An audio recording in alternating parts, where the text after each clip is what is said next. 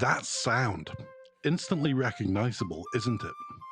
For some, it's the sweet symphony of childhood discovery.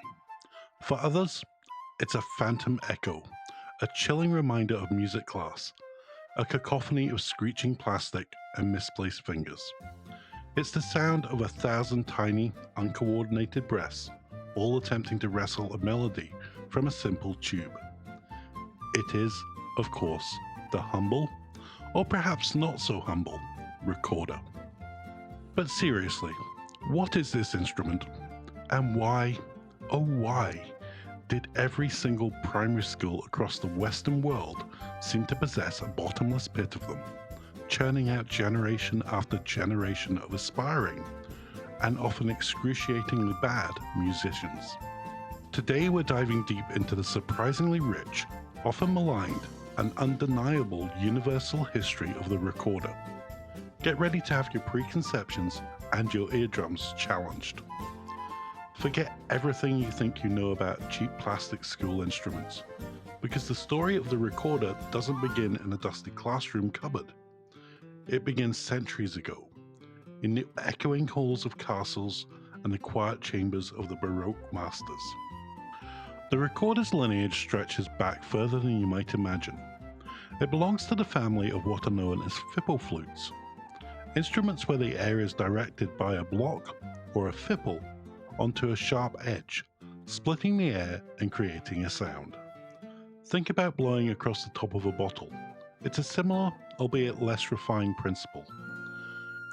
These types of flutes, made from bone, wood, or reed, are among the very oldest musical instruments known to humanity, with archaeological finds dating back tens of thousands of years. But the recorder, as we recognize its direct ancestors, started to truly emerge in Europe during the medieval period. Early depictions show instruments clearly resembling our modern recorder, being played in various settings. By the Renaissance, it was firmly established as a respectable and versatile instrument, enjoyed by both common folk and royalty. Henry VIII, for example, was an avid collector and player, owning a staggering 76 recorders, making him perhaps the earliest known recorder enthusiast, or hoarder. The name recorder itself is a bit of an etymological puzzle. One popular theory suggests it comes from the Middle English word recorden, meaning to sing or practice a tune. It also meant to recall or to commit to memory. It's thought that the instrument was used to record or practice melodies, perhaps even to teach birds to sing specific tunes, though honestly, I pity the bird that had to endure that kind of tuition. Another theory links to the Old French recorder, meaning to recount or to relate, hinting at its narrative potential. Regardless of the exact origin, the instrument was clearly seen as a tool of musical exploration and expression. It was during the Baroque era, roughly from the early 17th to the mid 18th century, that a recorder truly experienced its golden age. Composers like Johann Sebastian Bach, George Friedrich Handel, and George Philip Telemann wrote extensively for the instrument, often featuring it in their concertos, chamber music, and oratorios. At this time, recorders were typically made from high-quality woods like boxwood, ebony, or even ivory, meticulously crafted to produce rich, mellow, and incredibly nuanced tones. They were played by virtuosos in courts and concert halls, capable of breathtaking agility and expressive depth. Imagine for a moment the recorders of Bach's Brandenburg Concerto No. 4. Soaring above the strings, their sound articulate and bright, without a single squeak in earshot. It was a far cry from the plastic monstrosity you painstakingly attempted to play hot cross buns on. But then, like all good things, its mainstream popularity began to wane. By the late 18th century, the transverse flute, the side-blown flute we commonly see in orchestras today, started to gain prominence. The transverse flute offered a greater dynamic range, a wider tonal palette, and could more easily project its sound over the increasingly large orchestras of the classical and Romantic periods. The recorder, with its softer voice and more limited dynamic capabilities, was gradually relegated to obscurity, becoming largely a historical curiosity. For over a century, it lay dormant, a forgotten relic of a bygone musical era. So how did this ancient, once revered musical instrument, rescued from the dusty archives of musical history, find its way to the hands of millions of bewildered elementary school children? The answer lies in a fascinating story of musical revival and educational innovation that began in the early 20th century. The first crucial step was the early music revival movement, championed by figures like Arnold Dolmetsch. Dolmetsch, a French-born British instrument maker and musician, was passionate about rediscovering and recreating historical instruments, including the recorder. He believes strongly in bringing these instruments back to life, allowing audiences and players to experience music as it was originally intended. His family began making recorders in the early 1900s, helping to re-establish the instrument's place as a serious musical tool. However, the real catalyst for its ubiquity in schools was the work of Karl Orff, the German composer and educator, and its Orff-Schulwerk approach to music education. Orff, along with his colleague Genield Kateman, developed a method that emphasized active, hands-on music making, using rhythm, movement, speech, and specially designed instruments. Central to this approach was the recorder. Why the recorder? While several compelling reasons converge to make it the perfect candidate for mass music education. Firstly, cost effectiveness. Once the Dolmetsch family and others re-established modern designs, it wasn't long before manufacturers realized the potential for mass production. Enter plastic. The advent of injection molded plastic meant that recorders could be produced by the million incredibly cheaply. A school could purchase dozens, or even hundreds, for the price of a single orchestral instrument. This made music education accessible, even in financially constrained public school systems. It's why your school probably had a whole bin of them, often with faint inscriptions like "Property of Miss Higgins, 1987. Secondly, ease of sound production and gentle learning curve. Unlike a violin, which can sound like a tortured cat for months, or a brass instrument which requires specific embouchure development, a recorder produces sound almost immediately. Blow into it, cover a hole, and voila, a note. Instant gratification is crucial for young learners, preventing early frustration. You can start with just 2 or 3 notes, like B, A, and G, the triumphant sequence for hot cross buns, and gradually introduce more. This progressive learning system makes it ideal for building foundational skills. Thirdly, portability and hygiene. Recorders are small, lightweight, and easy to transport. Plastic ones are also easy to clean, an obvious advantage when dealing with a classroom full of germ-sharing children. Fourthly, and perhaps most importantly, it teaches fundamental music concepts beautifully. Playing the recorder requires breath control, learning to blow steadily, not too hard, not too soft. Finger dexterity and coordination, covering holes precisely, developing fine motor skills. Pitch recognition and intonation, learning to hear if a note is in tune. Rhythm, following the beats and duration of notes. Music reading, translating dots on a page into physical actions and sounds. It's a mini orchestra in a box. A classroom full of recorders immediately creates an ensemble, allowing children to experience the joy of making music together, listening to each other, and understanding harmony, even in its simplest forms. It democratizes music. Every child, regardless of natural talent, can participate. It was, and still is, a gateway instrument, often the first step on a lifelong musical journey for many. So when we say every school owns 400 of them, it's not much of an exaggeration. They were bought in bulk, distributed en masse.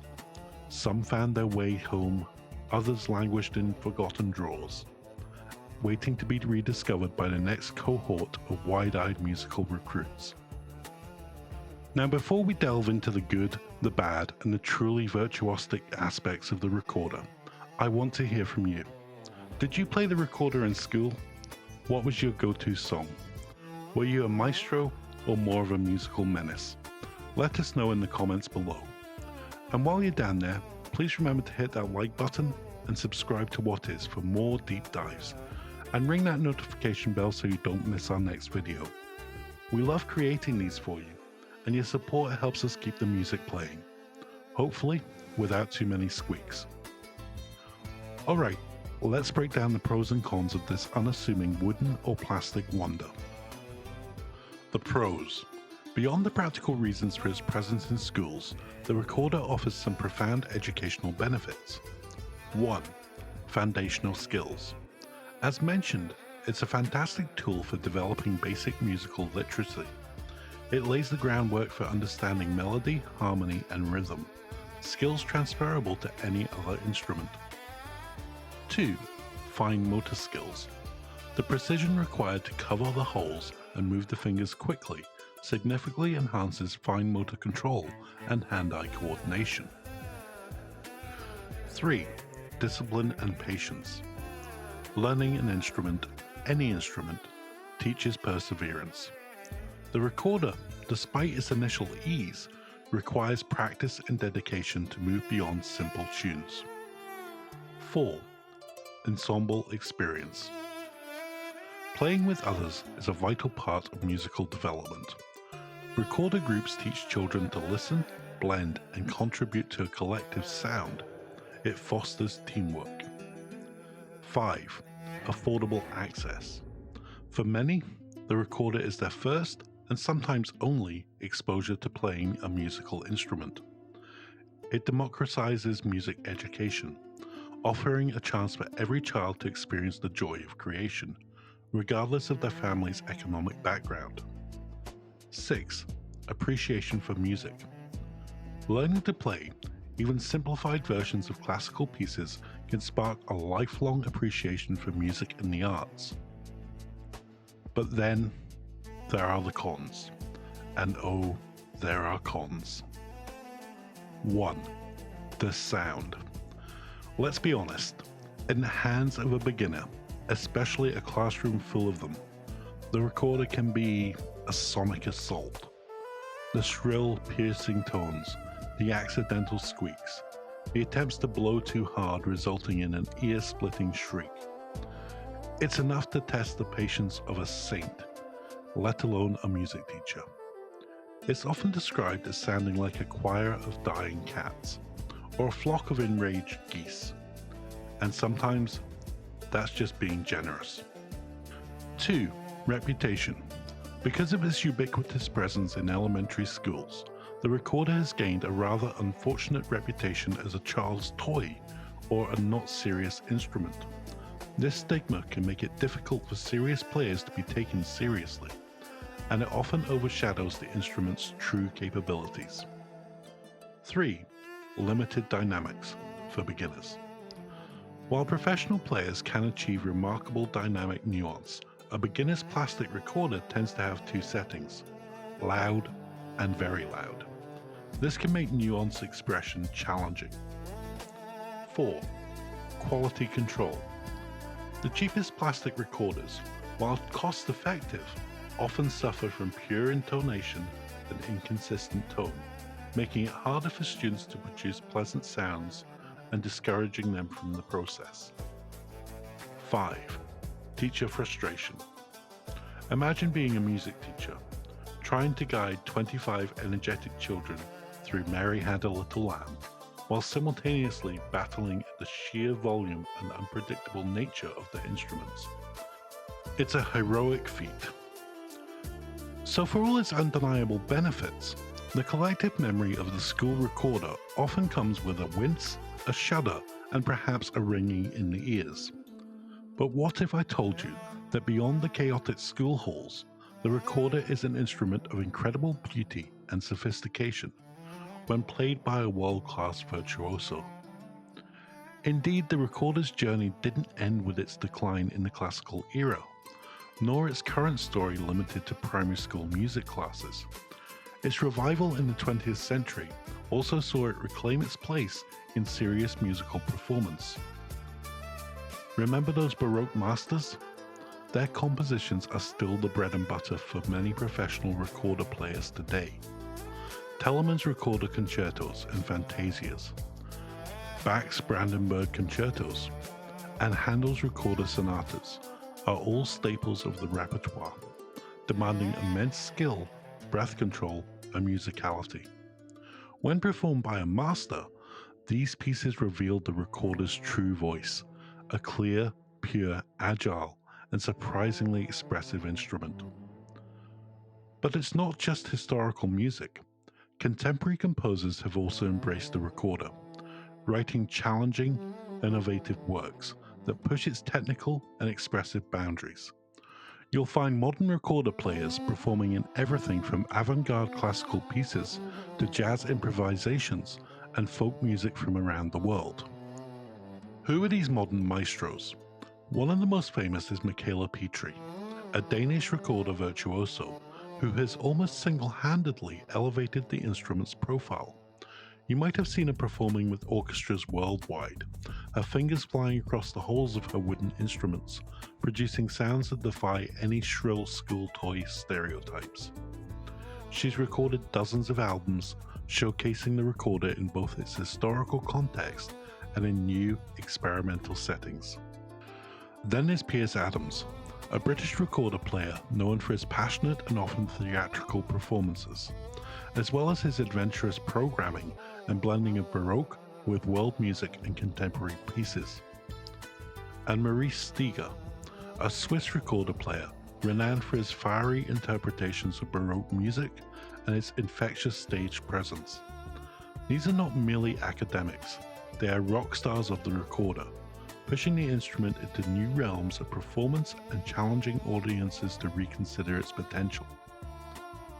If you've only ever encountered the recorder in a classroom setting, I implore you to seek out the recordings of these musicians. Prepare to be astounded.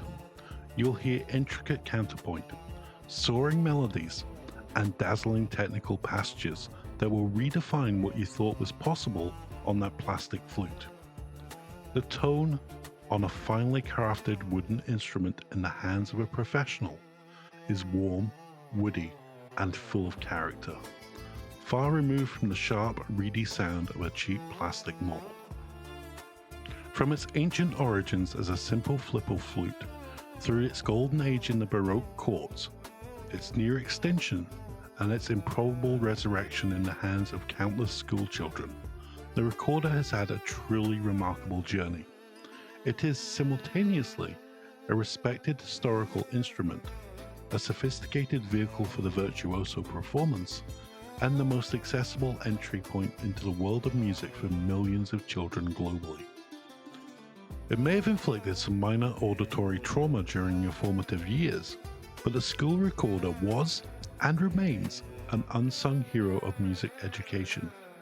It taught you about rhythm, about melody, about the joy and the discipline of making music. It might have been your first instrument, that little plastic key that unlocked a lifelong love of music, or at least a greater appreciation for the silence after Ode to Joy finally ended. So next time you hear that familiar, almost nostalgic sound, perhaps from a passing schoolyard or a flickering through from a forgotten memory, remember the recorder's full story. Remember its pedigree, its purpose, and its enduring, if sometimes ear-splitting legacy. It's more than just a school instrument. It's a living, breathing piece of musical history, constantly recording new melodies and patiently waiting for the next generation to pick it up and hopefully play it in tune. We hope you enjoyed this deep dive into the fascinating world of the recorder. What other common, everyday objects or phenomena would you like us to explore next? Let us know in the comments. Don't forget to like this video and subscribe. If you want to continue your musical journey, What is a Guitar is linked on the screen now. Thanks for watching, keep discovering, and see you next time.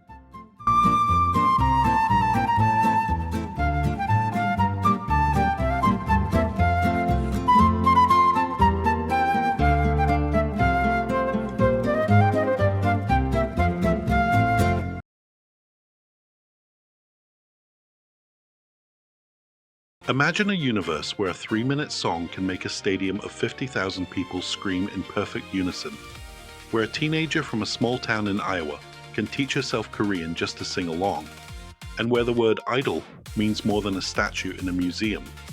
That universe exists, and it's called K-pop.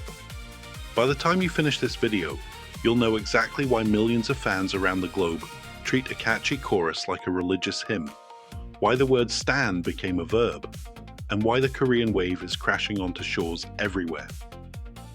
Let's dive in. Definition and origin.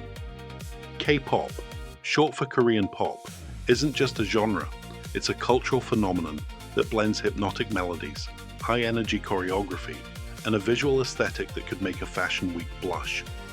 At its core, K-pop is popular music produced in South Korea, but it's also a multi-billion-dollar industry that churns out artists who are part singer, part dancer, part actor, and part brand ambassador.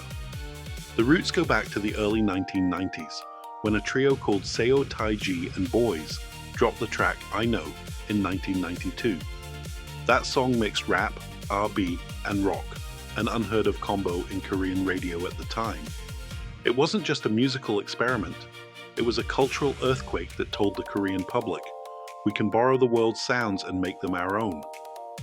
From that seismic shift, the modern K-pop machine was born. Soon after, groups like HOTSES and Shinhwa rode the wave, delivering polished pop anthems that became the soundtrack for a generation weaned on high-speed internet and instant messaging. In short, K-pop started as a bold remix of global influences, then grew into a self-contained universe where every detail, costumes, hair color, fan service, is engineered for maximum impact. The rise of the idol machine. If you think of a factory that turns raw talent into polished performers, you've just imagined the idol machine. The term captures the rigorous, often grueling system that transforms aspiring teens into the glitzy icons you see on stage. The process begins with auditions, sometimes held in subway stations, sometimes in massive casting calls across Asia. Those who make the cut become trainees, essentially apprentices under a record label. The training can last anywhere from a few months to over a decade. Imagine practicing dance moves until 2 a.m., then hitting vocal drills at sunrise, all while maintaining a diet that would make a monk weep. That's a typical day in the life of a K-pop trainee. Major companies, SM Entertainment, JYP Entertainment, YG Entertainment, and later Hybe, formerly Big Hit, have perfected this assembly line. They decide everything. The group's concept, the number of members, the color of the hair, the angle of the mic, even the fans' nicknames. It's a mix of creative direction and industrial precision, akin to a well-oiled factory where the gears are made of glitter and high notes. A key part of the machine is the produce system. Shows like Menet's Produce 101 let viewers literally vote trainees into a group, creating a sense of ownership for fans. The resulting groups, IZ*ONE, 101, IOI, often debut with a built-in fan base that feels personal because they helped pick the members. This hybrid of talent show and reality TV turned the idol machine into a cultural engine that fuels both music and fan engagement.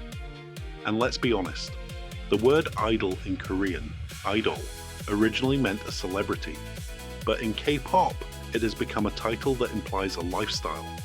Part performer, part brand, part family. The idol machine isn't perfect. It's been criticized for overwork, strict contracts, and the pressure it places on mental health. But it's also the reason K-pop can produce dozens of groups each year, each with a distinct flavor, ready to conquer charts worldwide. Music and production. K-pop songs are crafted to get stuck in your head like a catchy jingle you can't shake. The secret? A mix of the hook, that irrepressibly memorable chorus, and a production style that treats each track like a mini-movie. Producers like Shinsadong Tiger, Park Jin-young, J.Y. Park, and the legendary Wallace, who's behind many BTS hits, blend genres as if they're painting with a rainbow. You'll hear EDM drops, hip-hop verses, R&B bridges, and even Latin rhythms all in one track. The result is a sonic melting pot that feels both familiar and exotic. A typical K-pop song follows a formula that's become almost scientific.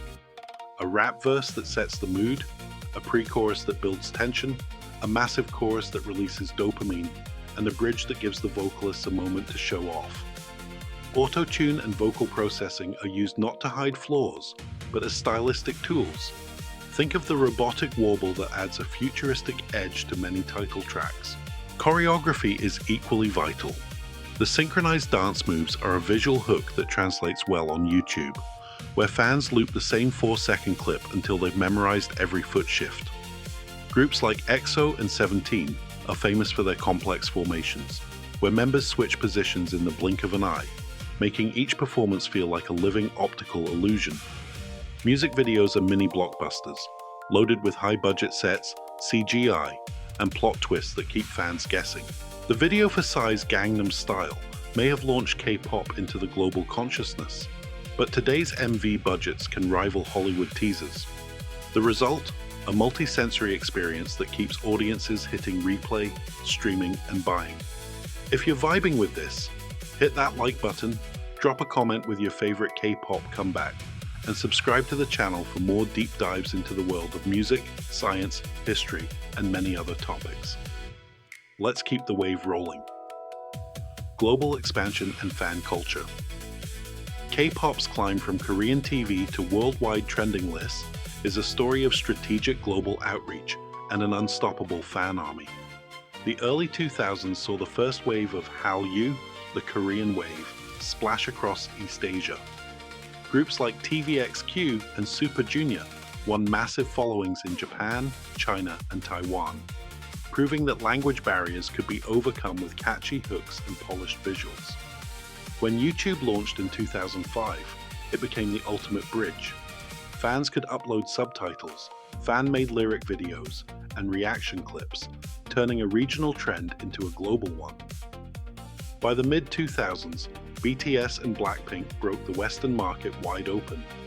BTS's Love Yourself series topped the Billboard 200, and Blackpink's Do Do Do Do became the most watched K-pop video on YouTube at the time. Social media, Twitter, TikTok, Instagram, allowed fans to create a constant buzz, trending hashtags in seconds, and organizing streaming parties that could crash a server. The fan culture is a phenomenon in itself. Stans, a portmanteau of stalker and fan, are known for their dedication. They buy multiple album versions to boost chart numbers, organize worldwide fan art projects, and even crowdfund billboards in Times Square.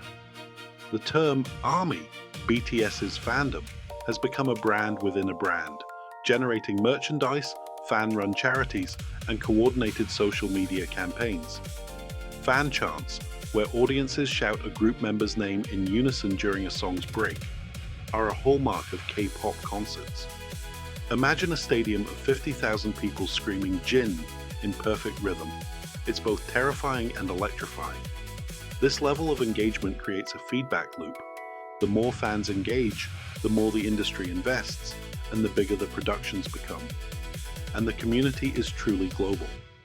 In a small town in Brazil, a group of teenagers formed a K-pop cover crew, mastering the choreography of a boy group they'd never met, just by watching videos on a smartphone. That's the power of the K-pop fan base. It transcends geography, language, and even time zones. Cultural impact and controversies. K-pop's influence goes far beyond music. It's a soft power juggernaut that shapes fashion, language, and even diplomatic relations. South Korea's government has officially recognized the economic and cultural value of the Korean wave, funding cultural centers and exporting K-pop as a diplomatic tool. BTS has met with the United Nations Secretary General, performed at the Grammy Awards, and addressed the US Congress on youth mental health. These moments cement K-pop's role as a cultural ambassador. Yet the industry is not without its shadows. The intense training schedules have sparked debates over worker rights, with former trainees speaking out about sleep deprivation and inadequate compensation. Mental health concerns are rampant. Several idols have taken hiatuses for anxiety or depression, shining a spotlight on the pressure that comes with fame. Plagiarism accusations surface regularly, songs that sound suspiciously similar to Western hits or to each other. The line between inspiration and imitation can blur, leading to legal disputes that sometimes end in public apologies. Cultural appropriation is another hot topic. When a group borrows elements from African, indigenous, or other cultures, whether in hairstyles, clothing, or dance moves, fans and critics weigh in, sometimes accusing the industry of tokenism. The conversation is ongoing, and many agencies have started hiring cultural consultants to navigate these waters more respectfully. Then there's the sasaeng phenomenon, obsessive fans who stalk, harass, or even leak private information about idols. This illegal side of fandom has forced agencies to beef up security and lobby for stronger legal protections. All these controversies reflect a growing pains phase. As K-pop becomes a global heavyweight, it must confront the ethical complexities that come with mass production and mass worship. The future of K-pop. If you think K-pop has already peaked, think again. The industry is already experimenting with new technologies, sounds, and business models that could reshape the next decade. First, the rise of virtual idols. HYBE's AI-driven group K/DA, a fictional band featuring characters from League of Legends, and the eerily lifelike Eternity Project show that digital personas can draw millions of views. In the future, you might watch a concert where a holographic idol performs alongside a human group, blurring the line between reality and simulation. Second, AI-generated music is making strides. Algorithms can now compose a pop hook, generate choreography, and even produce a music video in a matter of hours. While the human touch remains irreplaceable, AI will likely become a collaborative tool, helping producers brainstorm ideas or tailor songs for specific markets. Third, the market is diversifying. New labels are emerging beyond the big three, focusing on indie pop, rock, and experimental genres. This means more variety. You'll hear K-pop tracks that lean into Latin reggaeton, Afrobeat, or even traditional Korean folk instrumentation, expanding the sonic palette beyond the standard EDM pop formula. Fourth, global collaboration is accelerating. We're already seeing cross-border projects, K-pop idols featuring with Western artists like Halsey, Steve Aoki, or Dua Lipa. In the future, expect more co-writes, joint tours, and maybe even a joint K-pop Latin Grammy category. Finally, fan experiences are becoming more immersive. Virtual reality concerts, interactive apps, and blockchain-based fan tokens are turning passive viewers into active participants. Imagine owning a digital badge that lets you vote on the next comeback's concept, or attending a VR fan meet where you can high-five your bias in real time. In short, the future of K-pop is a blend of cutting-edge tech, expanding cultural crossroads, and a fan base that will continue to push boundaries. The wave isn't crashing, it's turning into a tidal swell. If you enjoyed this deep dive into the world of K-pop, be sure to like the video, share it with your fellow ARMY or Blink, and subscribe to the channel for more stories about the music, the madness, and the magic. Hit the bell icon so you never miss a new episode. And if you want to explore another genre, drop a comment below telling us what's next. Maybe J-pop, Latin pop, or the rise of African hip-hop. We'll see you in the next one. Bonus fact. Here's a little tidbit to impress your friends. The longest-running K-pop group in history is Shinhwa, debuting in 1998 and still releasing music and performing as a 6-member group today, making them the only act to survive the entire modern K-pop era without any lineup changes. That's over a quarter century of consecutive activity.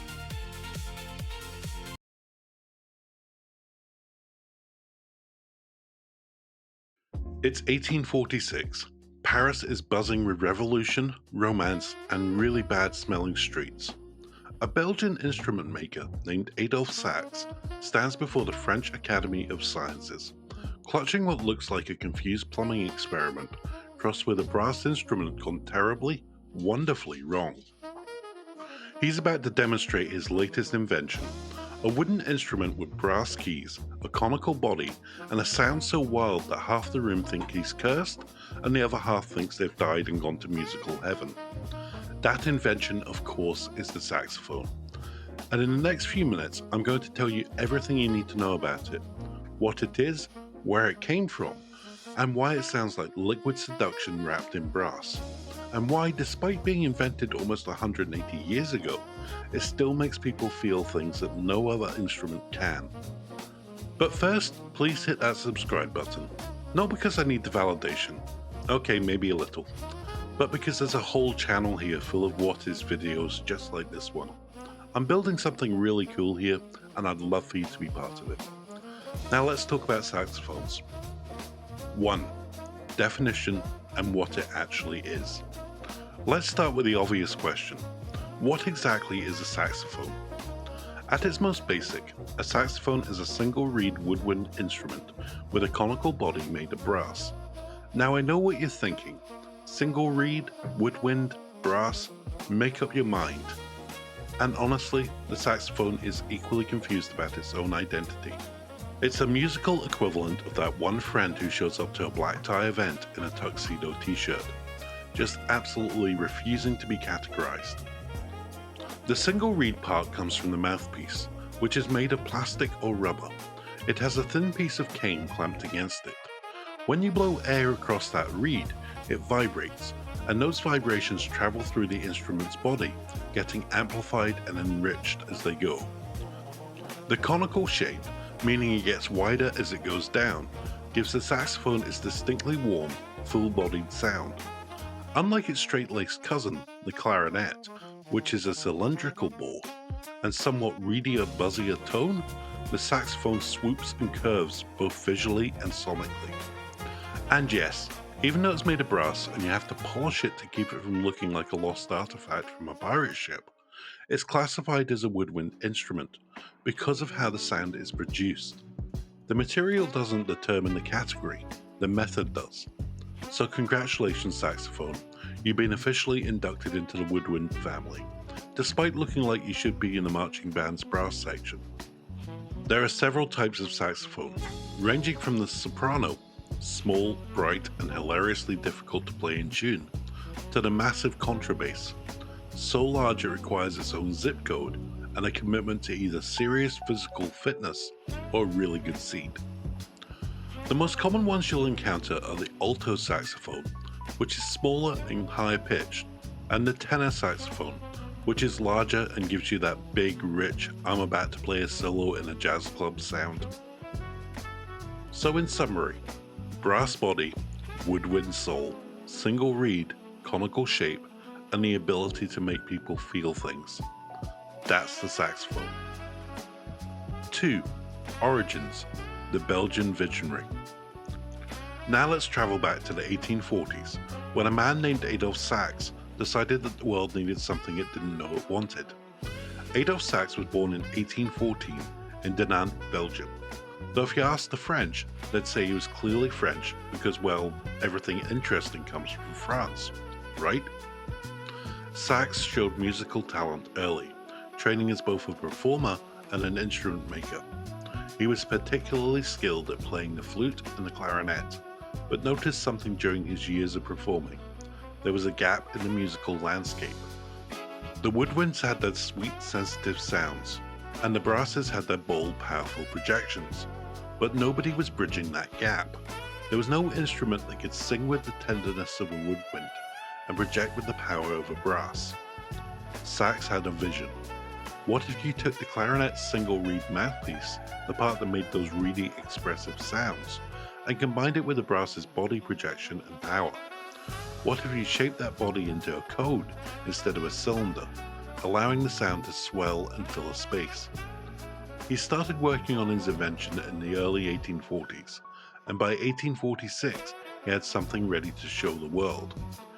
He patented the saxophone later that year, securing exclusive rights to manufacture it in France. The patent covered a family of instruments, from the highest soprano down to the powerful contrabass. But here's where things get interesting, and by interesting I mean dramatically French. The Parisian musical establishment was not thrilled. Composers like Hector Berlioz, who had initially been supportive, later turned on sax.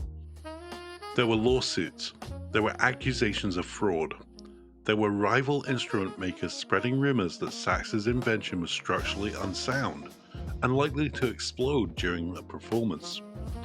One competitor even tried to argue that saxophone was too similar to his own instrument's name and should be disallowed. Sax faced financial ruin, depression, and more than one attempt on his life. He was once attacked by a gang of disgruntled instrument makers who left him for dead in a Parisian gutter. He recovered, rebuilt his business, and eventually won over the establishment. But it took decades.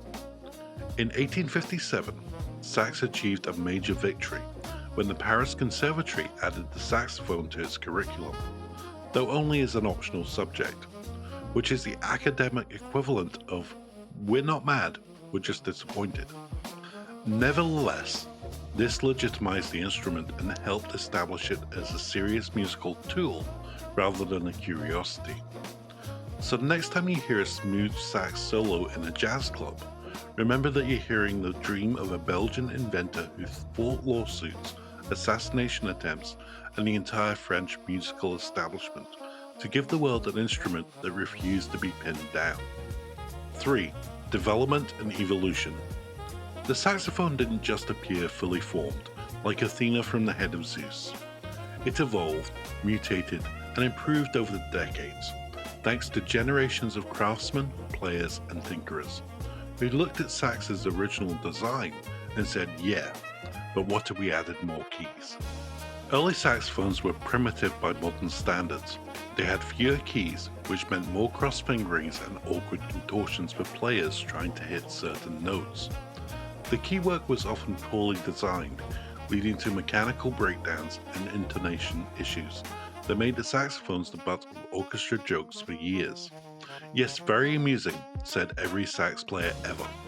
Laugh it up while we invent jazz and change music forever. The big turning point came in the early 20th century, when instrument makers started applying modern manufacturing techniques and ergonomic design to the saxophone. Companies like Selmer in France, Kohn and Bucher in America, and later Yamaha in Japan, began producing saxophones with better keywork, more precise intonation, and improved metalwork that could withstand the demands of professional use. The modern saxophone you see today, whether it's a gleaming gold brass alto or an imposing nickel-plated tenor, is the result of about 150 years of incremental improvements. We've added keys for almost every conceivable fingering, improved the mechanism so that fingers barely have to move, and refined the bore and body shapes to produce a more consistent, controllable sound. One major development was the standardization of the instrument's range and key system. While there are still some variations, particularly in the soprano saxophone, which has a tendency to go rogue and play whatever pitch it feels like on any given day, most modern saxophones share the same fingering system. This means that a sax player who's learned to play on an alto can pick up a tenor and have a reasonably good idea of what's going on, even if their lips are doing overtime. The materials have also evolved. Early saxophones were often made of brass with various plating options: gold lacquer, silver plate, nickel plate. Today you can find saxophones made of bronze, copper, and even precious metals for those players who want their instrument to double as a retirement fund. The mouthpiece has also seen tremendous development, with modern materials and designs allowing for unprecedented control over tone and response.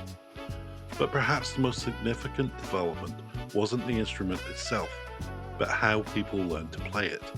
The saxophone finally got its full academic due in the 20th century, with conservatories and jazz programs around the world developing standardized methods and methodologies. You can now get a master's degree in saxophone performance, which means that somewhere out there, someone wrote a dissertation about altissimo fingering, and we should all be grateful for that service. 4. Methods of play, making those sexy sounds. Now we come to the part that confuses everyone who's never played a saxophone. How exactly does this thing work? Let me walk you through it from the moment you pick up the instrument to the moment you make your first beautiful or horrifying sound. First, you hold the saxophone. The left hand goes on the upper stack of keys, the ones near the mouthpiece, while the right hand handles the lower stack and the octave key. The thumb of your right hand supports the instrument's weight, and your left thumb anchors near the top. If you're standing, you might use a neck strap to take some of the weight off your hands and neck. If you've ever seen a sax player with a strap mark on the neck, this is why. The saxophone is deceptively heavy for its size, like a small golden retriever that happens to be made of brass. Now the mouthpiece. This is where the magic happens. The mouthpiece has a thin piece of reed, usually made of cane, clamped against it with a ligature. The reed is the thing that actually vibrates and produces the sound. Beginners often start with softer reeds, which are easier to play but give less control, and gradually work up to harder reeds as their embouchure, those are your facial muscles for the uninitiated, develops. Speaking of embouchure, that's your mouth's job in this whole operation. You shape your lips and facial muscles around the mouthpiece in a way that creates a seal while allowing the reed to vibrate freely. It's a delicate balance. Too tight and you choke off the sound. Too loose and you get this awful squawking noise that sounds like a goose being told bad news. Experienced players develop surprisingly strong facial muscles from this, which is why sax players often look like they're constantly chewing something, and why they age remarkably well in the jawline department. Once you've got your embouchure sorted, you blow air, but not just any air. It has to be focused, steady, and directed specifically at the reed to set it vibrating. Beginners are often told to imagine they're trying to make the reed sing, which sounds poetic until you're standing there blowing aggressively at a piece of cane while your dog watches with visible concern. The air travels through the instrument's body, and here the saxophone's conical shape does its thing. Unlike a cylindrical instrument like a clarinet, where the air column vibrates in a relatively straightforward way, the saxophone's expanding bore allows for more complex harmonics and gives that rich, complex sound we associate with the instrument. Meanwhile, your fingers are doing a complicated dance across the keys. Each key covers a tone hole, and by opening and closing various combinations of keys, you change the effective length of the air column inside the instrument, which changes the pitch. The saxophone uses a sophisticated system of keywork that can seem overwhelming at first. All those keys and palm keys and octave keys and side keys. But experienced players develop a kind of muscle memory that lets them move without thinking. And then there's the octave key. The saxophone is a transposing instrument, which means that when you cover all the tone holes, you don't get the same pitch as a piano's middle C. Instead, you get a B flat, which is why the saxophone can read music in concert pitch while sounding different. The octave key engages additional vents that change which harmonics you get, effectively jumping you up to a higher register. This is also why learning the saxophone requires learning two different sets of fingerings for the same note depending on which octave you want. Not because the universe hates you, but because that's how the instrument's acoustics work. Mastering all of this takes years. The great saxophonists make it look effortless because they've logged thousands of hours in practice rooms, developing the breath control, finger agility, and embouchure strength that allows them to produce those liquid, effortless sounding lines. It's a physical discipline as much as a musical one, which is why professional sax players can usually hold their breath for an absurdly long time, and why they often look like they're about to pop a blood vessel during a really sustained high note. 5. Notable works and players. The saxophone would be nothing without the artists who transformed it from a curiosity into an icon. Let's talk about the legends who showed the world what this instrument could do. First, we have to talk about jazz. Because let's be honest, the saxophone and jazz have been in a committed relationship since approximately 1920, and nobody's getting a divorce. Charlie Parker, nicknamed Bird, was the architect of bebop. He played the alto saxophone like it had never been played before. In the 1940s, Parker and his contemporaries revolutionized jazz by playing at speeds and complexities that left older musicians scratching their heads. His solo on Coco from the famous 1945 jam session is still studied in music schools today, not because it's a good starting point for beginners, but because it's a masterclass in harmonic improvisation that even the best players struggle to replicate. Parker had a famously troubled life, drug addiction, mental health struggles, and an early death at just 34. But his musical innovations changed jazz forever, and the saxophone became the voice of that revolution. John Coltrane took the tenor saxophone into territories that hadn't been explored yet. His album, A Love Supreme from 1964, is one of the most influential recordings in jazz history, a spiritual journey compressed into 33 minutes of transcendent music. Coltrane's later works, particularly albums like Ascension and Meditations, pushed the boundaries of what jazz could be, using the saxophone as a vessel for something that approached pure expression. When Coltrane died at only 40 years old, he left behind a body of work that continues to influence musicians across every genre. On the alto side, we have Cannonball Adderley, whose warm, accessible playing brought jazz to wider audiences, and Ornette Coleman, who completely broke the rules with his free jazz approach, playing without chordal accompaniment and encouraging his saxophones to wail, squeak, and sing in ways that had audiences either raving or walking out. But jazz isn't the only game in town. Classical composers eventually came round to the saxophone, though they were fashionably late to the party. Maurice Ravel wrote a piece called Bolero that features a famous saxophone part. Yes, that melody you've heard in every movie and commercial since the dawn of time is played on saxophone. Alexander Glazunov wrote the first concerto for the instrument, and contemporary composers continue to find new uses for its unique voice. In the R&B and funk world, the saxophone became essential to the horn sections that drove dance floors wild from 1960s through to the 1990s. Players like Maceo Parker, who spent decades with James Brown and later led his own bands, proved that the saxophone could be as funky as any guitar or drum kit. His riffs on tracks like Get Up, I Feel Like Being a Sex Machine are embedded into the DNA of popular music.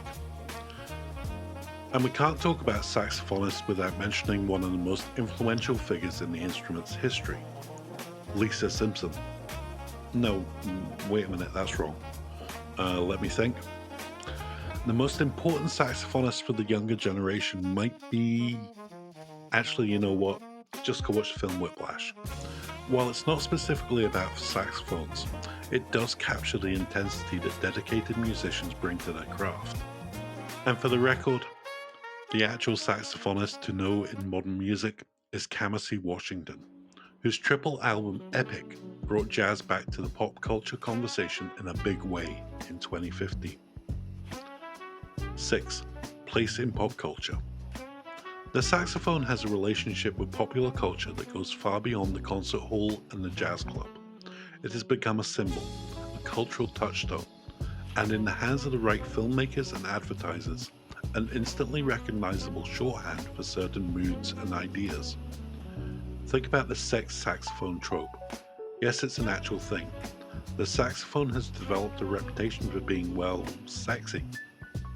There's something about the warm, breathy tone that suggests intimacy, late nights, and perhaps poor decision-making. This association started in jazz clubs of the 1920s and 30s, where the saxophone was the instrument of choice for musicians playing to audiences looking for excitement. By the 1950s and 60s, it was cemented in pop culture consciousness. Movies have leaned into this hard.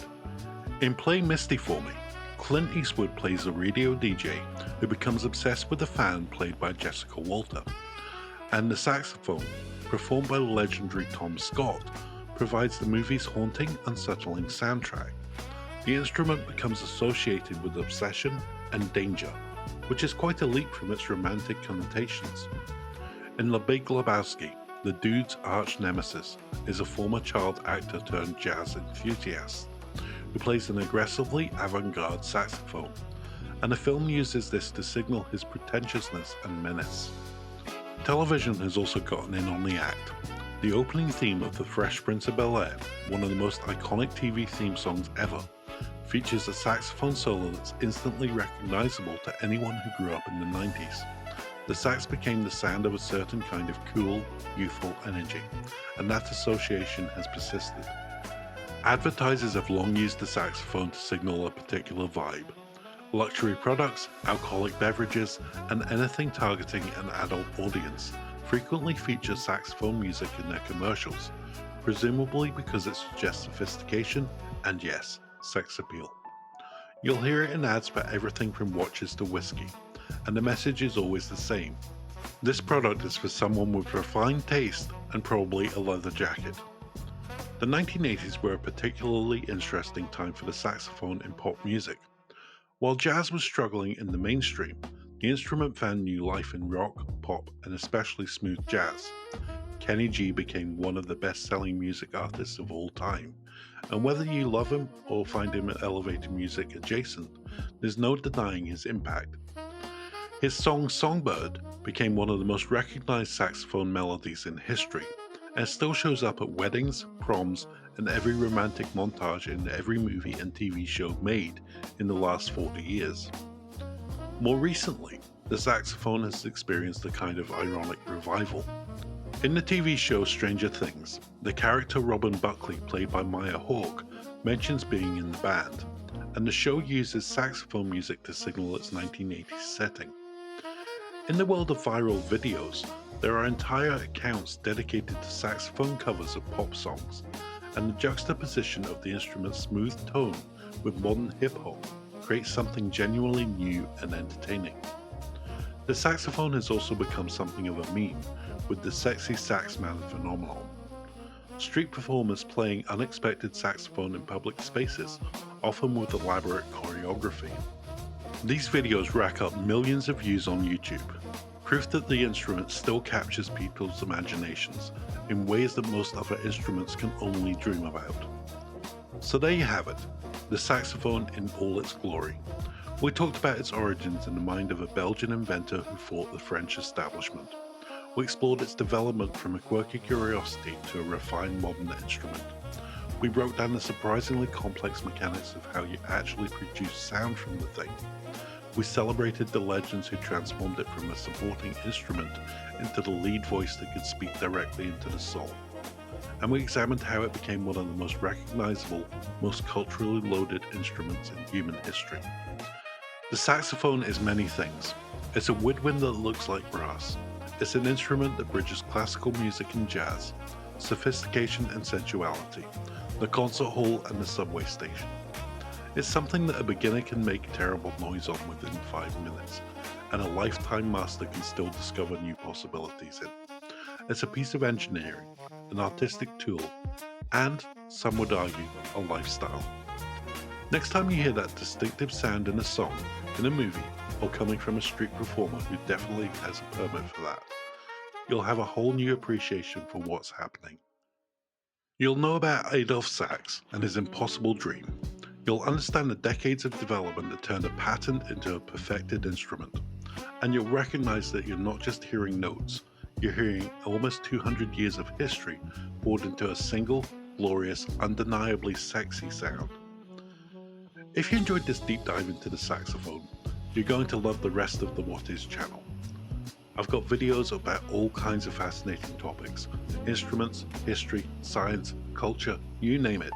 Hit that subscribe button, turn on notifications, and join us for more journeys into the things that make our world interesting. And if you want to suggest a topic for a future video, drop it in the comments. We read them all, even the weird ones, especially the weird ones. Until next time, keep asking questions, keep wondering, and keep listening.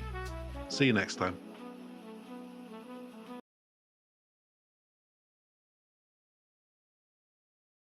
What if I told you there's a genre of music that can simultaneously make you want to cry into your pillow and dance like nobody's watching, often at the exact same moment? That, dear viewer, is the paradoxical magic of soul music. Stay tuned, because in the next few minutes, we're going to unpack its origins, its anatomy, its legends, and why it still hits us right in the feels today. And don't worry, I'll keep the facts factual, the jokes juicy, and the pace lively enough to keep your foot tapping, even if you're just listening while doing laundry. And a bonus fact at the end. Let's kick things off with a quick definition that'll make even the most hardcore music nerd nod in approval. Soul music is a genre that blends African American gospel, rhythm and blues, and jazz into a sound that emphasizes deep, emotive vocals, call and response patterns, and a groove that makes the rhythm section feel like a heartbeat. Think of it as the musical equivalent of a warm hug from your grandma, except that hug sometimes comes with a blazing horn section and a tambourine shaking like it's trying to shake off the devil. Now, before we dive deeper, a quick pop quiz. Where did soul music first scream into existence? If you answered the United States, circa the late 1950s to early 1960s, you've just earned yourself a virtual high five. The genre blossomed primarily in the South, think Memphis, Detroit, and New Orleans, but its roots stretch back to the spirituals sung by enslaved Africans, the field hollers that echoed across plantations, and the sanctified shouts of black churches. In other words, soul didn't just appear out of thin air. It was forged in the crucible of struggle, faith, and an unquenchable desire to be heard. Imagine a small church in Memphis on a Sunday morning. The congregation is swaying. The preacher is shouting, "Can I get an amen?" And the choir is answering with a roar that shakes the rafters.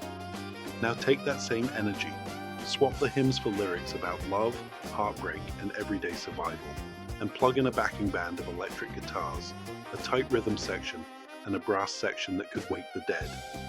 That, in essence, is the birth of soul, a sacred sound turned secular, yet still drenched in spirituality. One of the earliest milestones came in 1959 when Ray Charles released What Did I Say? Though often labeled R&B, the track's gospel-infused call and response, its gritty piano riff, and Charles's raw, pleading vocals set a template that soul artists would follow for decades. It was like taking a Sunday sermon and putting it on a jukebox. Suddenly the Holy Spirit had a backbeat. Fast forward to 1962, and we meet a man whose name became synonymous with soul itself, Sam Cooke. With his silky tenor and effortless charisma, Cooke bridged the gap between gospel and pop like a musical tightrope walker. His hit, You Send Me, topped the charts, proving that soul could be both commercially viable and deeply authentic. Tragically, Cooke's life was cut short in 1964, but his influence echoed through every soul singer who dared to pour their heart into a microphone. If Sam Cooke was the smooth talker, then Otis Redding was the gritty storyteller. Hailing from Dawson, Georgia, Redding's voice sounded like it had been aged in oak barrels, rich, smoky, and full of lived-in pain. His 1965 classic, Sittin' on the Dock of the Bay, released posthumously, captures a wistful longing that feels both personal and universal. Fun fact, the whistling at the end of the track? That was Otis improvising in the studio because he'd forgotten the lyrics. Talk about turning a mistake into a masterpiece. While the South was cooking up soul, Detroit was brewing its own version, Motown. Founded by Berry Gordy Jr. in 1959, Motown didn't just produce hits, it manufactured a sound that was polished, infectious, and undeniably danceable. Think of the Supremes' You Can't Hurry Love, Marvin Gaye's Ain't That Peculiar, or Stevie Wonder's Uptight, Everything's Alright. Motown's secret sauce, a house band known as the Funk Brothers, whose tight grooves made even the most reluctant listener want to shake their hips. But soul wasn't just about the glitz and glamour of Motown. In the same era, a rawer, grittier strain was emerging from places like Stax Records in Memphis. Stax artists like Booker T and the MGs, Eddie Floyd, and the legendary Isaac Hayes embraced a more organic, live room feel. Hayes' 1971 epic Theme from Shaft didn't just win an Oscar, it redefined what a soul instrumental could be, complete with wah-wah guitar, orchestral swells, and a bass line that could make a statue groove. Now let's talk about the vocal techniques that make soul instantly recognizable. First up, melisma. That's the practice of stretching a single syllable across multiple notes. Think of Whitney Houston's rendition of I Will Always Love You. Though she's more pop soul, the technique is pure gospel soul. Melisma adds emotional weight, letting a singer linger on a word like love or pain, as if they're savoring every drop of feeling. Second, the call and response tradition. In a soul track, you'll often hear the lead vocalist throw out a line, and the backing singers or horns answer back. It's a musical conversation that mirrors the interactive nature of Black church services, where the preacher speaks and the congregation replies. This creates a sense of community. Even if you're listening alone in your bedroom, you feel like part of a choir. Third, the use of dynamic contrast. Soul singers aren't afraid to go from a whisper to a full-throated wail in the span of a few seconds. This dramatic swing mirrors the highs and lows of life itself. Joy one moment, sorrow the next. It's why a soul ballad can leave you breathless, and an upbeat soul funk track can make you forget your troubles entirely. Let's not forget the instrumental backbone. The rhythm section, drums, bass, and often a Hammond organ, lays down a groove that's both tight and loose enough to breathe. The bass lines are often melodic, locking in with the kick drum to create a pulse you can feel in your chest. Horn sections, trumpets, saxophones, trombones, add punctuation, punctuating phrases like exclamation points in a heartfelt letter. And the guitar? Whether it's the clean, funky licks of Jimmy Nolan or the gritty, overdriven tones of Eddie Hazel, the guitar adds texture that ranges from chic to raw. If you're still with me, give yourself a pat on the back. You've just absorbed a whirlwind tour of soul music's history, sound, and cultural impact. If you're enjoying this deep dive into soul, smash that like button, drop a comment with your favorite soul track, and share the video with a friend who needs a good groove in their life.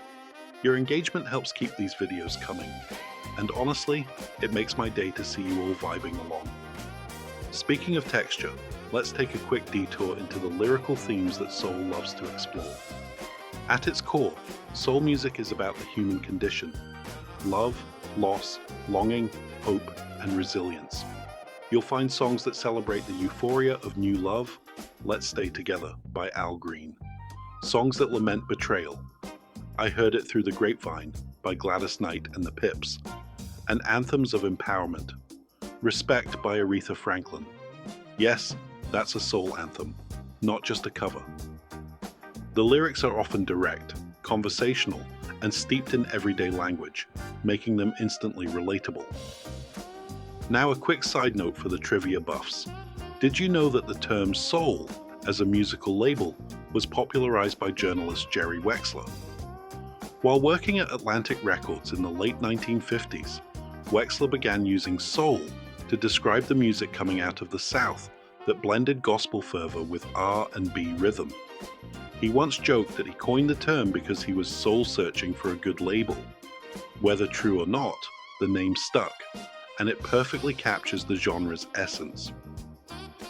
Let's swing into the 1970s, a decade often hailed as the golden era of soul. With the civil rights movement in full swing, artists began using their platform to address social justice. Marvin Gaye's landmark album, What's Going On, 1971, is a masterclass in socially conscious soul. Tracks like Mercy Mercy Me, The Ecology, and Inner City Blues weave lush orchestration with poignant lyrics about pollution, poverty, and war. It was a bold move, turning the dance floor into a pulpit, and it paved the way for future artists to blend activism with artistry. Around the same time, Philadelphia International Records, headed by Kenny Gamble and Leon Huff, gave birth to the Philly sound. Think lush strings, sweeping horns, and a sophisticated production style that made songs like If You Don't Know Me By Now, Harold Melvin and the Blue Notes, and Me and Mrs. Jones, Billy Paul, sound like cinematic soul operas. The Philly sound proved that soul could be both gritty and glamorous, raw and refined. But the story doesn't end in the 70s. The 1980s saw soul intersect with the rise of synthesizers and drum machines, giving birth to subgenres like contemporary R&B and quiet storm. Artists like Luther Vandross, Anita Baker, and Sade kept the soulful vocal tradition alive while wrapping it in modern production. Meanwhile, Prince, though often labeled funk, rock, or pop, infused his music with so much soul that tracks like Purple Rain and Kiss still feel like they're dripping with gospel-laden emotion. Enter the 1990s and early 2000s, and we witness the neo-soul movement. Spearheaded by artists such as Erykah Badu, D'Angelo, and Lauryn Hill, neo-soul looked back to the classic sounds of the 60s and 70s, while incorporating hip-hop beats, jazz improvisation, and spoken-word poetry. D'Angelo's Brown Sugar, 1995, is a perfect example. Its languid groove, falsetto vocals, and lyrics that flirt with both sensuality and spirituality capture the essence of neo-soul. Reverent, innovative, and deeply groove-oriented. Fast forward to today, and soul's DNA can be heard everywhere. From the sultry vocals of Adele, Rolling in the Deep, to the genre-blending brilliance of Bruno Mars, Locked Out of Heaven. From the gospel-infused power of Leon Bridges, River, to the experimental soul of artists like Thundercat and FKA Twigs. Even hip-hop leans heavily on soul samples. Think of Kanye West's Through the Wire, sampling Chaka Khan's Through the Fire, or Drake's Started from the Bottom, which flips a soulful hook from I'm So Proud by The Impressions. The genre's influence is so pervasive that you could argue soul is the secret sauce in much of modern popular music. Now for a moment of levity, let's talk about the stereotypical soul singer image. Picture a performer in a sharp suit, hair perfectly coiffed, belting out a ballad, while a single spotlight catches a glistening tear on their cheek. While that image certainly exists, thanks Aretha, soul musicians are as diverse as the genre itself. You've got the funk-filled stage divas like Chaka Khan, the laid-back groove masters like Al Green, the experimental virtuosos like Meshel Ndegeocello, and even the soulful rap singers like Anderson .Paak, who blur the lines between singing, rapping, and playing drums, all while looking effortlessly cool. Let's also bust a myth. Soul music isn't just slow and sad. Sure, there are tearjerkers, but there are also up-tempo tracks that make you want to jump on a table and start a conga line. Take James Brown's I Got You, I Feel Good. Often called the godfather of soul, Brown's shouted vocals, punchy horns, and infectious rhythm are pure adrenaline. Or consider Tina Turner's Proud Mary, which starts slow and builds into a high-octane romp that showcases her powerhouse vocals and unstoppable energy. Soul can be a slow burn or a fireworks show. It all depends on the mood the artist wants to convey. Now let's talk about why soul music matters beyond the charts and the dance floors. At its heart, soul is a testament to resilience. It emerged from communities that faced systemic oppression, yet it turned pain into beauty, struggle into song. When you listen to a soul classic, you're hearing the echo of ancestors who sang to keep their spirits alive, the cry of activists who used melody to spread messages of hope, and the joy of everyday people who found solace in a shared rhythm.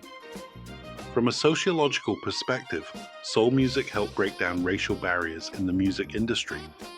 Motown's crossover success proved that black artists could dominate mainstream charts without compromising their artistic integrity. This paved the way for greater representation and opened doors for genres like hip-hop, which often samples soul records to create new dialogues between past and present. Psychologically, studies have shown that music with strong emotional content, like soul, can trigger the release of dopamine and oxytocin, the feel-good hormones that promote bonding and pleasure. In other words, when you feel chills listening to Aretha's Respect, or get a lump in your throat hearing Otis Redding's Try a Little Tenderness, your brain is literally rewarding you for connecting with the music on a deep level. Culturally, soul has influenced fashion, dance, and even language.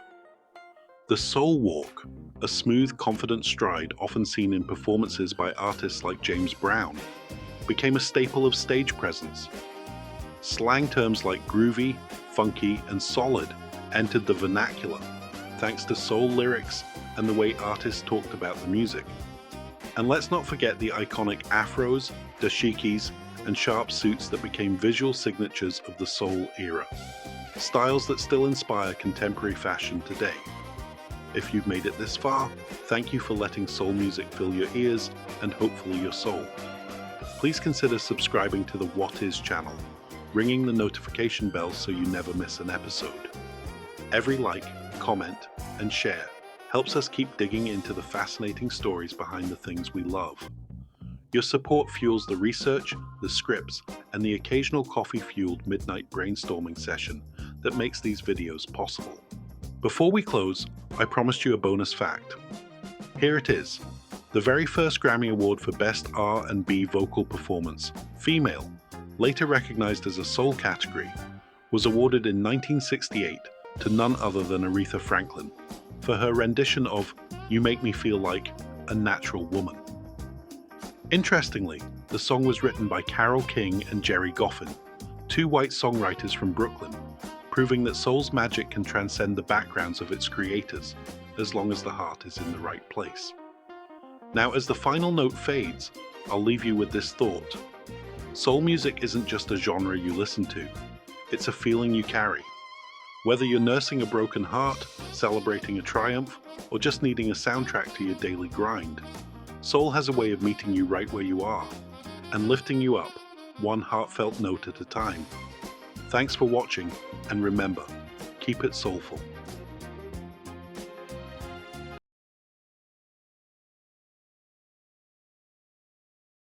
A slender wooden box, barely the length of a forearm, cradling 4 taut strings that can make a grown adult weep, a toddler giggle, and a cat stare in judgment as if it's just witnessed a betrayal. That, dear viewer, is the violin, an instrument so versatile it's been called the Swiss Army knife of the orchestra, yet so finicky that a single rogue bow hair can send a virtuoso into a spiral of existential dread. Welcome to What Is a Violin, the deep dive where we'll unpack its design, trace its origins, chart its development, explore its musical uses, and peek into its modern life and future, all with a sprinkle of comedy to keep things from sounding like a dusty music theory lecture. Grab your coffee, tighten your chin rest, and let's begin. Design. First, let's talk anatomy. The violin's body is essentially a hollowed-out hourglass made of 2 plates, top or belly and back, joined by ribs, all carved from spruce and maple respectively. Why spruce?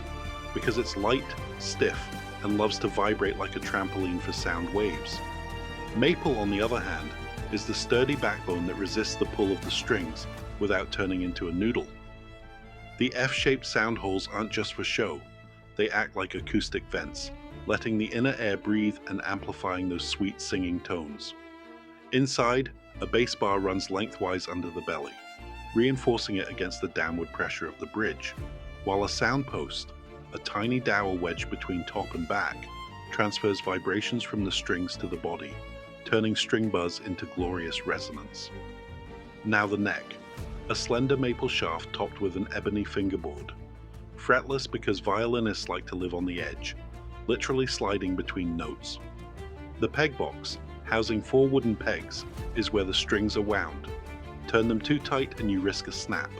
Turn them too loose and you'll be playing a lament for your lost intonation.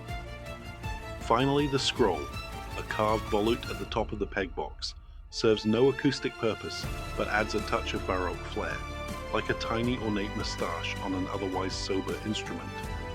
If you ever wondered why violinists look so intense, it's not just the music, it's the constant battle against humidity, which can make the wood swell or shrink faster than your waistline after Thanksgiving. A single rainy day can turn a Stradivari into a squeaky door hinge, hence the luthier's unofficial motto. Keep it dry, keep it happy, keep it away from your toddler's art projects. Origins. Let's rewind to the early 16th century. somewhere in the bustling workshops of northern Italy. While the exact birthplace is debated, Cremona, Brescia, and even Venice all throw their hats in the ring. Most scholars agree that the violin evolved from earlier bowed string instruments like the rebec, the lira da braccio, and the medieval fiddle. Think of those as the violin's awkward teenage phases. The rebec had a pear-shaped body and a nasal twang. The lira da braccio was bulkier, favored for courtly dances, and the medieval fiddle was, well, let's just say it sounded like a goat trying to sing opera. The breakthrough came when luthiers like Andrea Amati, often dubbed the father of the violin, began refining the shape, adding the iconic F-holes, and standardizing the size to about 35 centimeters in body length. Amati's workshop in Cremona set the template: a balanced arching, a refined scroll, and a sound that could cut through a bustling marketplace or serenade a duchess.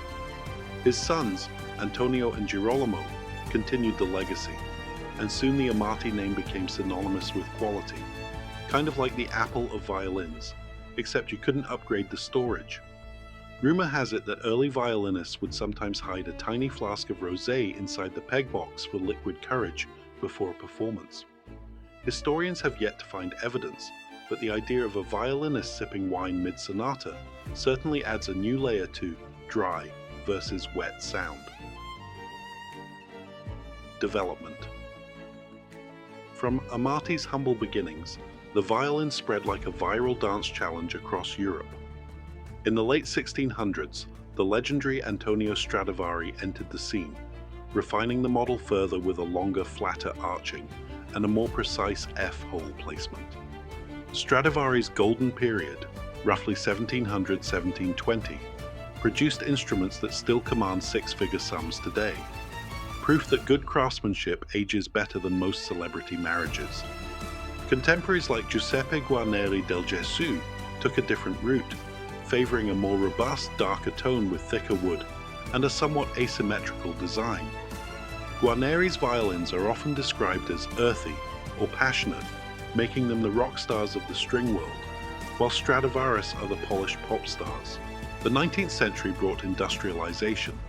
Factories in Meyercourt, France, and Markneukirchen, Germany, began turning out violins at scale, making the instrument accessible to budding musicians who couldn't afford a Stradivari, but still wanted to avoid sounding like a cat on a tin roof.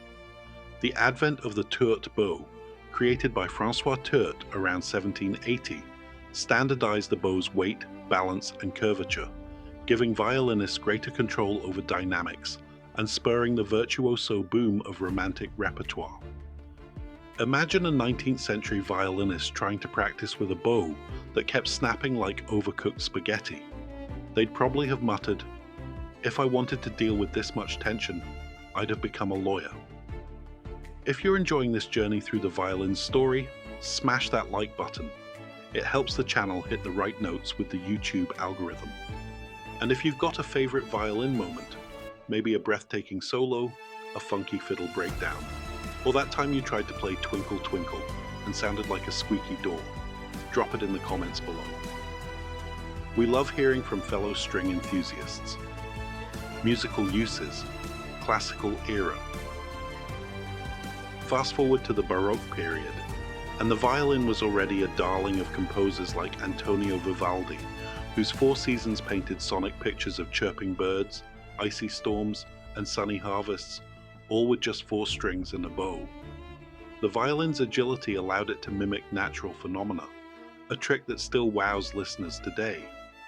In the classical era, Mozart elevated the violin to conversational status, weaving it into symphonies, concertos, and chamber music, where it could argue, flirt, and reconcile with the orchestra in a single movement. Beethoven, ever the revolutionary, pushed the violin's technical limits in his Violin Concerto in D major, demanding rapid shifts, double stops, and a lyrical breadth that still makes modern soloists sweat. The Romantic era saw the violin become a vessel for raw emotion. Think of Tchaikovsky's Violin Concerto, soaring melodies that feel like a heart laid bare, or Brahms's Violin Sonata No. 1, where the instrument whispers, sighs, and occasionally shouts like a tempestuous lover. Virtuosos such as Niccolò Paganini turned the violin into a spectacle, reportedly able to play 3 octaves in a single bow stroke while juggling flaming torches. Okay, maybe not the torches, but his caprices were certainly fire-level difficult. Legend says Paganini once sold his soul to the devil for his extraordinary skill. If that's true, the devil must have gotten a pretty good return on investment, considering how many times Paganini's 24 caprices have been used as ringtones for overly dramatic smartphones. Musical uses: folk, jazz, and beyond. But the violin isn't confined to marble concert halls. In folk traditions worldwide, it morphs into the fiddle. Same instrument, different attitude. From the lively reels of Irish sessions, where the bow dances like a jittery squirrel, to the mournful laments of Eastern European klezmer, the violin adapts its voice to tell stories of weddings, wars, and wanderlust. Jazz violinists like Stéphane Grappelli turned the instrument into a swing machine, trading classical purity for improvisational swagger. Grappelli's duets with Django Reinhardt proved that a violin could sit comfortably alongside a gypsy jazz guitar, trading licks like old friends at a cafe. In contemporary genres, you'll find the violin in rock. Think of Kansas's Carry On Wayward Son, or the electric violin shredding of Lindsey Sterling. In metal, where bands like Apocalyptica crank up the distortion and treat the violin like a lead guitar. And even in hip-hop, where producers sample violin loops to add a cinematic flair to beats. The instrument's versatility is such that it can be both the lead singer and the backup dancer in a musical ensemble. If you ever see a violinist wearing a leather jacket and sunglasses on stage, don't worry, they haven't lost their way. They're just preparing to drop a sick fiddle breakdown that would make a bluegrass barn dance feel like a rave. Modern uses and future. Today, the violin lives in a fascinating intersection of tradition and technology. Electric violins, equipped with piezo pickups and built-in preamps, allow players to plug into amplifiers, effect pedals, and loop stations, opening doors to ambient soundscapes, heavy riffed metal, and experimental electronica. Brands like Yamaha and NS Design have crafted sleek, futuristic bodies that look more like spacecraft than classic hourglasses, yet still retain the essential acoustic soul. Advancements in materials. Science are also at play. Carbon fiber violins offer incredible durability and resistance to humidity, ideal for outdoor festivals, or for the clumsy musician who tends to leave their instrument in a hot car. Meanwhile, 3D printed prototypes are being explored, allowing luthiers to experiment with novel geometries that could tweak resonance patterns in ways traditional wood cannot. Artificial intelligence is beginning to make its mark too. AI-driven tutoring apps can listen to a student's bowing technique and offer real-time feedback on pressure, angle, and speed, essentially a virtual maestro that never gets tired or demands a coffee break. On the composition side, generative algorithms are helping composers create new violin parts that blend classical motifs with modern electronic textures, pushing the instrument into uncharted sonic territories. Looking ahead, we might see violins equipped with haptic feedback systems that guide a player's finger placement, or augmented reality overlays that project sheet music onto the instrument itself, reducing the need for stands and letting performers move freely on stage. The core design, those 4 strings, the wooden body, the bow, will likely remain unchanged because it works so darn well, but the ways we interact with, amplify, and even imagine the violin are evolving faster than a Paganini scale. If you ever worry that the violin will become obsolete, just remember, as long as there are emotions too big for words, someone will reach for a bow and try to scrape them out. And if all else fails, there's always the option of using it as a really fancy back scratcher, though we don't recommend it for the instrument's resale value. We've explored the violin's elegant design, from spruce belly to maple back, from F-holes to scroll, traced its origins in the bustling workshops of 16th century Italy, followed its development through the masterful hands of Amati, Stradivari, Guarneri, and the bow revolution of Tourt, examined its starring role in Baroque, classical, and romantic music, celebrated its adaptability in folk, jazz, rock, and beyond, and glanced at the cutting-edge tech shaping its future.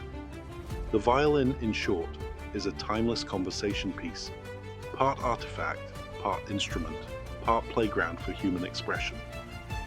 Before we reveal our bonus fact, if this video struck a chord with you, please consider subscribing to What Is and ringing the notification bell so you never miss an episode where we demystify the wonders of our world.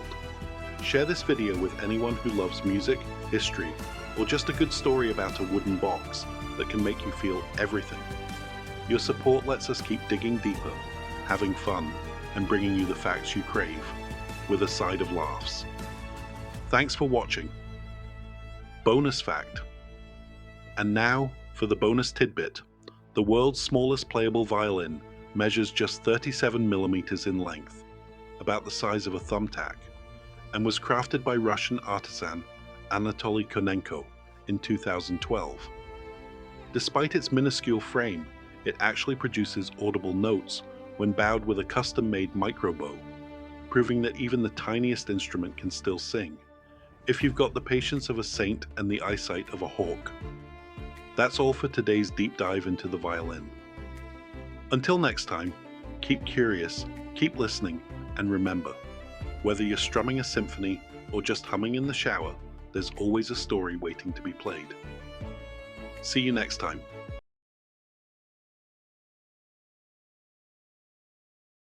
Your brain is currently running a program it did not ask permission to install. Right now, somewhere in your auditory cortex, 4 bars of a song you heard once, maybe years ago, are looping on repeat, and you have almost no control over when it stops. Neuroscientists have a real term for this: involuntary musical imagery. Everyone just calls it an earworm. And the fact that it exists at all is strange, because your brain doesn't do this with almost anything else. You don't involuntarily replay a paragraph you read once. You don't get a smell stuck in your head. Music does something uniquely sticky to the human brain. And by the end of this video, you'll understand not just why earworms happen, but what they reveal about the actual mechanics of pop music itself. The specific, almost mathematical tricks songwriters use, often without realizing it, to hijack the same neural loop. You'll also learn why the chorus of one particular 2016 pop song was, for a while, the most scientifically infectious piece of music ever tested. Stick around for that one. What an earworm actually is. Let's start with the misconception, because almost everyone gets this part wrong. People assume an earworm means you like the song. You don't need to like it. Some of the most reliable earworm-generating songs in research studies are ones listeners rated as mildly annoying. What actually predicts whether a song gets stuck isn't preference, it's structure. Specifically, 3 structural features show up over and over in earworm research: a fast tempo, a simple, easily singable melodic shape, and, this is the important one, an unusual interval or unexpected leap somewhere in the pattern that's otherwise predictable. Your brain likes patterns it can predict, but it gets especially grabbed by a pattern that's predictable, except for one surprising jump. That combination, expected shape, unexpected detail, is close to the entire secret of a catchy hook, and we're going to come back to it constantly. Here's the mechanism. Music activates your auditory cortex the way any sound does, but melody in particular also recruits your motor cortex, the part of your brain that plans movement, even when you're sitting completely still. This is why you tap your foot without deciding to. Researchers believe this motor cortex involvement is part of why melodies loop. Your brain isn't just hearing the tune, it's rehearsing the act of producing it, the way it would rehearse a physical motion it's trying to learn. An earworm isn't a memory playing back. It's closer to your brain running a physical practice drill on a phrase it hasn't fully resolved. And that word, unresolved, is the second half of the mechanism. Music theorists call it the Zeigarnik effect when applied outside music. People remember interrupted or incomplete tasks better than completed ones. A waiter can hold an entire unpaid tables order in memory effortlessly. then forget it instantly the second the bill is settled. Music does this constantly, on purpose. A melody sets up an expectation. A note wants to resolve somewhere, based on the key and the pattern. And if a songwriter delays that resolution, or clips the phrase off right before it lands, the brain keeps the loop open, waiting to finish it. Your brain isn't malfunctioning when a song gets stuck. It's doing exactly what it's built to do, with an unfinished pattern. It keeps checking back in. The most studied earworm melody ever recorded. In 2016, researchers at Durham University ran one of the largest structural studies of earworms to date, feeding thousands of listener-reported stuck songs through melodic analysis software to find shared contour patterns. What most people get wrong here is assuming the songs that top the list were the catchiest in general, the most popular, the most played on radio. That's not what the data showed. The songs that scored highest for earworm potential weren't necessarily the most streamed songs of their year. They were the ones whose melodic shape most closely matched that predictable with one surprise pattern. Popularity and stickiness are correlated, but they're not the same axis. And pop songwriters who understand this write for stickiness first. Knowing popularity tends to follow. This is where a term worth knowing comes in. The hook. Not casually, technically. In songwriting, a hook is a discrete musical unit, usually 4 to 8 seconds, that can be extracted from the rest of the song and still function as a complete, satisfying musical statement. A verse needs the rest of the song around it to make sense. A hook doesn't. You could play someone 4 seconds of a hook with no context, and they'd still get a hit of the same neurological payoff as hearing the whole song. This is precisely why short-form platforms accelerated pop songwriting toward front-loaded, extractable hooks. Not because attention spans mysteriously shortened, but because the platforms rewarded songs that were already structurally built out of standalone hook units, and songwriters adapted the ratio. The pattern. Repetition isn't laziness. Here's a misconception worth killing directly. People assume pop music repeats its hooks so much because the writers ran out of ideas, or because labels are cynically maximizing stickiness at the expense of art. The actual research on repetition and musical pleasure tells a more interesting story. A prominent study by music cognition researcher Dr. Elizabeth Margulis detailed in her book On Repeat, How Music Plays the Mind. This landmark study out of NYU had listeners rate unfamiliar experimental music clips, then had them listen to slightly manipulated versions where certain passages repeated more than the original composition intended. Listeners consistently rated the repeated versions as more musical, more intentional, and more enjoyable than the original, even when the repetition was artificially inserted, and the listeners didn't know it had been changed. Repetition doesn't just tolerate itself in music, it actively creates the sense that something is musical at all, as opposed to being noise. This connects to something almost every human already knows about pop songs intuitively, but has never had a name for. The difference between how a song sounds on first listen versus its fifth listen. Almost everyone can recall disliking a song on the radio initially, only to find themselves singing along by the third or fourth exposure. This isn't just growing on you, in some vague emotional sense. It's called the mere exposure effect, and it's one of the most replicated findings in all of psychology, not just music psychology. Familiarity itself generates preference, independent of the content's actual quality. Pop radio, and now algorithmic playlisting, functions as a repetition delivery machine, and the format isn't incidental to why pop songs feel good. It's a huge part of the mechanism generating the feeling. Short fragment sentence, because this deserves its own line. Repetition is not the opposite of creativity in pop music, it's the delivery vehicle. The unresolved seventh, a technical trick hiding in plain sight. Let's get specific about one exact mechanism, because make it catchy is useless advice, and songwriters don't actually think in those terms, they think in intervals and chord tones. One of the most reliable tools for generating that expected shape, unexpected detail combination from earlier is landing a melody on the 7th degree of the scale instead of resolving to the root or the fifth. In plain terms, instead of a phrase ending on the note that feels home, it ends one step short of home, on a note that feels like it's leaning forward, unfinished, wanting to move. Your ear knows exactly where the true resolution note is. It's right there, one step away, and the song simply refuses to give it to you until later, sometimes not until the very last line of the whole track. This is the exact device musicologists point to in songs that stay lodged in listeners' heads for days. It's not an accident, and it's not intuition alone. It's a specific, learnable, almost mathematical songwriting choice. And once you know to listen for it, you'll start hearing it everywhere, particularly right before a chorus drops. Think about what that means for a second. The catchiest moment in a huge number of pop songs is, technically speaking, the moment the song is being the most withholding. The chorus doesn't feel good because it gives you everything.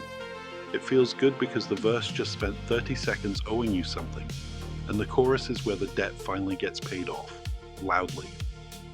Tempo and the narrow window pop music lives, source anchoring with precise numbers here, since this is a mechanism claim, not a historical one. Analysis of Billboard. Hot 100 chart toppers across multiple decades finds an enormous clustering of tempos between 100 and 130 beats per minute, a range that happens to sit close to average human heart rate under mild arousal and close to average walking pace. This isn't coincidence dressed up as science.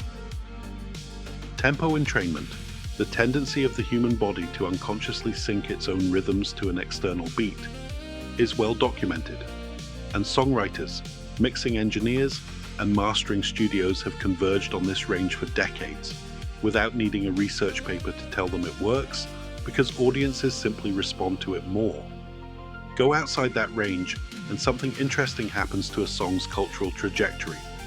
Extremely slow ballads, or extremely fast, aggressive tempos can still become massive hits, but they tend to do it through emotional intensity or novelty, rather than through the loop and repeat earworm mechanism this video has been describing. They're a different kind of successful song, built on a different lever. The 100 to 130 beats per minute zone specifically is the earworm manufacturing range, the tempo at which repetition, hook extraction, and physical entrainment all compound on top of each other most efficiently. What most people get wrong, catchy and good, are different judgments, made by different systems. Here's a correction worth sitting with. People use catchy and good almost interchangeably in casual conversation about music, but they are, functionally, separate judgments running through different cognitive channels. Catchiness is largely a bottom-up, structural response, your brain reacting to interval patterns, repetition, and rhythmic entrainment, mostly below the level of conscious evaluation. Goodness, or aesthetic judgment, involves top-down processing. Cultural context, lyrical meaning, personal history, genre expectations, identity, taste signaling among peers. A song can max out one axis while scoring low on the other, and this is exactly why so many people report being annoyed by a song that is, simultaneously, stuck in their head. Those aren't contradictory reactions. They're two different brain systems returning two different verdicts on the same 4 bars. This also explains something else people find puzzling. Why does a song someone actively dislikes still get stuck? Because the structural mechanism doesn't check with your taste before it runs. It's closer to a reflex than a decision. The most scientifically sticky chorus ever measured. Now for the specific example promised earlier. In earworm research, one recurring name that keeps surfacing across multiple independent studies testing structural stickiness is a 2016 pop single whose chorus scored unusually high on nearly every metric researchers use. Fast tempo sitting inside the 100 to 130 beats per minute zone. A melody with a large, unexpected upward leap right at the hook's most memorable syllable. And a lyrical hook repeating the title phrase multiple times within a single chorus. What made it stand out wasn't any single feature in isolation. Plenty of songs hit 1 or 2 of these. It was landing all 3 simultaneously, in the same 8-second unit. which is a much rarer combination than any individual songwriter probably realizes while writing. The song most frequently identified by that landmark 2016 Earworm study is Bad Romance by Lady Gaga. This is worth pausing on because it reframes the entire idea of a hit song away from mystery and toward mechanism. Nobody needs to believe in magic to explain why a song takes over culture for 6 weeks. The structural ingredients are identifiable and to a meaningful degree, replicable, which is exactly why professional songwriting has increasingly become a room full of specialists, each one an expert in a narrow structural lever, rather than a single genius writing alone. If your brain has already started replaying something from earlier in this video, and there's a decent chance it has, because we just spent several minutes explaining exactly how that happens, that's the mechanism working on you in real time, which is either a little unsettling or a little delightful, depending on how you feel about your own brain being this predictable.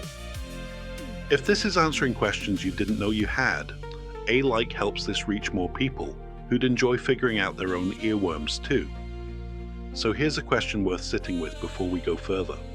If catchiness really is this mechanical, tempo range, unresolved intervals, repetition scheduling, why doesn't every song built on these exact ingredients become a hit?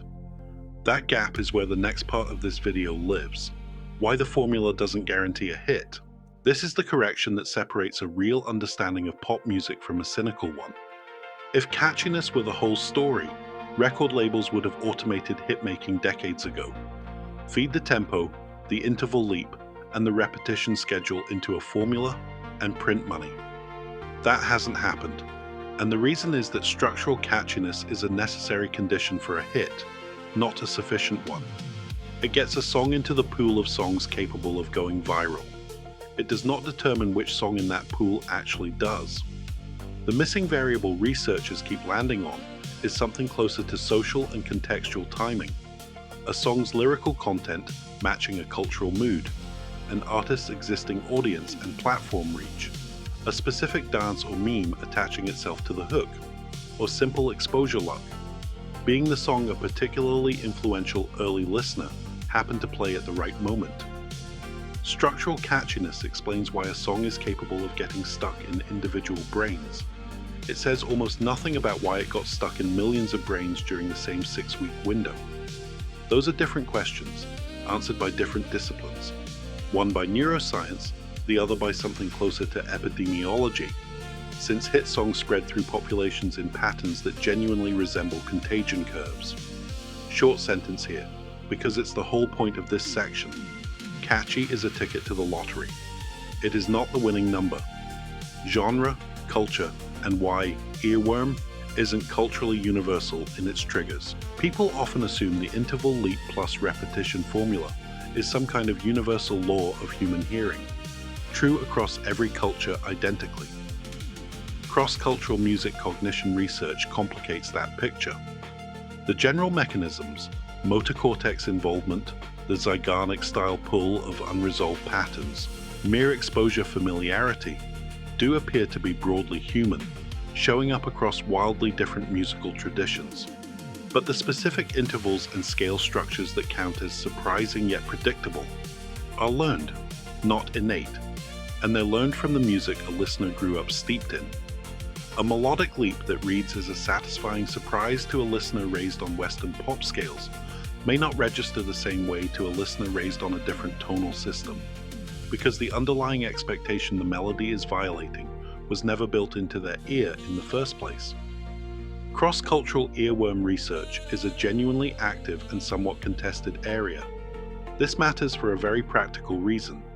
It's a large part of why pop music doesn't simply translate wholesale across markets, even with dubbing or subtitles handling the language barrier. The catchiness mechanism itself is tuned to a listener's internal, culturally built musical expectations. Global hits tend to be the ones that either lean on musical features that cross those boundaries reasonably well, strong beat entrainment, vocal texture, simple universal melodic shapes, or the ones successful enough at the social contagion layer that the structural mismatch stops mattering as much. The refrain, and where all of this actually points. come back to the core idea we opened with. Your brain isn't malfunctioning when a song gets stuck. It's finishing something.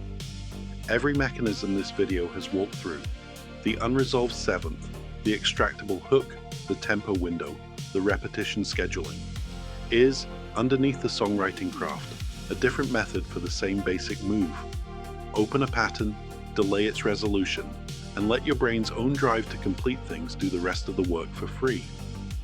Pop music, at a structural level, isn't really in the business of making sounds you like.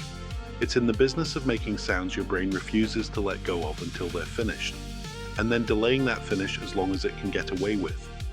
That's not a cynical read of pop music. If anything, it's the opposite. It means the simple 3.5-minute pop song hiding behind bubblegum production is one of the most precisely engineered pieces of communication most people will encounter in an ordinary day, built from the same cognitive material as suspense in a thriller movie or a cliffhanger at the end of a chapter, just compressed into a 4-second musical unit and looped. So the next time a song won't leave your head, here's what's actually happening behind that sensation. Your motor cortex is quietly rehearsing a pattern your auditory cortex never got to finish, because somewhere in that song, a songwriter, deliberately or by well-trained instinct, landed a note one step short of home and left it hanging there. Your brain isn't broken. It's just doing the exact thing it evolved to do with anything left incomplete.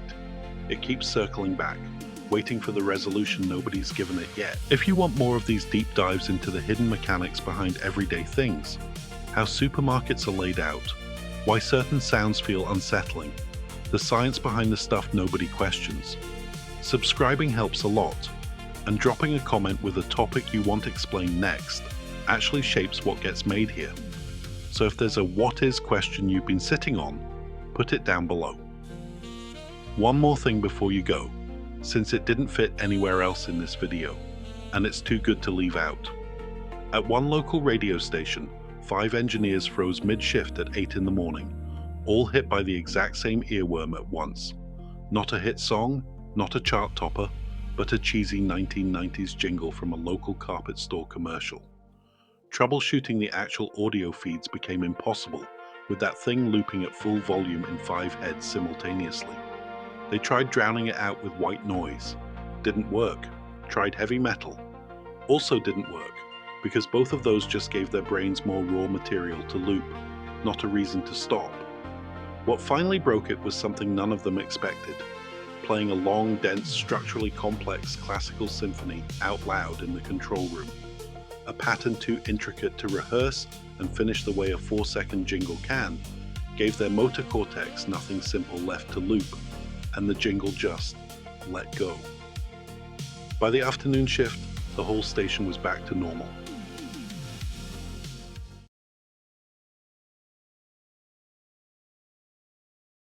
Imagine a world where every melody you heard was born from the breath of a flute, the pluck of a string, or the strike of a drum. No electric buzz, no otherworldly swoosh, just the pure acoustic voice of instruments that have existed for centuries. Now picture a single keyboard that can summon the roar of a dinosaur, the shimmer of a distant galaxy, or the funky bass line that makes you want to dance in your socks. That keyboard is the synthesizer, and its invention didn't just add a new color to the musical palette, it repainted the entire canvas of sound. Welcome to What Is, the show that takes the ordinary and makes it extraordinary. Today we're diving into the buzzing, beeping, sometimes baffling universe of synthesizers and how they change music forever. At its core, a synthesizer is an electronic instrument that generates audio signals through methods like subtractive, additive, FM, or wavetable synthesis, then shapes those signals with filters, envelopes, and modulators to create a staggering variety of timbres. Think of it as a musical Lego set. You start with basic waveforms: sine, square, sawtooth, triangle, and then you snap together filters that carve out frequencies, envelopes that control how a note swells and fades, and low-frequency oscillators that add vibrato or tremolo. The result? Anything from a warm analog pad that feels like a hug from a velvet cloud to a razor-sharp lead that could cut through a mix like a laser sword. Unlike a piano, which produces sound by striking strings, a synth creates sound from scratch, giving composers the power to invent noises that have never existed in nature. The story of the synthesizer begins long before the Moog logo graced album covers. In the early 20th century, inventors were already tinkering with electricity to make music. The theremin, invented by Léon Theremin in 1920, let players control pitch and volume by waving their hands near two antennas, no touching required. It sounded like a ghostly violin, and it earned a spooky reputation in sci-fi soundtracks. Then came the Ondes Martenot in 1928, a keyboard-like instrument that used a ribbon controller to glide between notes, giving composers like Olivier Messiaen a haunting vocal-like timbre. These were fascinating curiosities, but they were monophonic, finicky, and far from studio-ready. The real breakthrough arrived after World War II, when wartime advances in electronics, radar, radios, and early computers provided the building blocks for a new kind of instrument. Enter the RCA, Mark II sound synthesizer, unveiled in 1957 at Columbia University. This behemoth filled an entire room, consisted of banks of vacuum tubes, and was programmed via punched paper rolls. Think of it as the great-grandfather of today's DAWs. It could produce complex timbres, but its size, cost, and complexity kept it locked away in academic labs.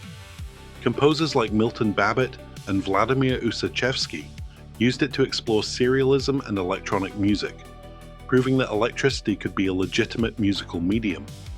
Yet the world outside the ivory tower remained blissfully unaware of the synth's potential. The stage was set for a more accessible, portable, and musician-friendly design, one that would bring synthesis out of the lab and onto the stage.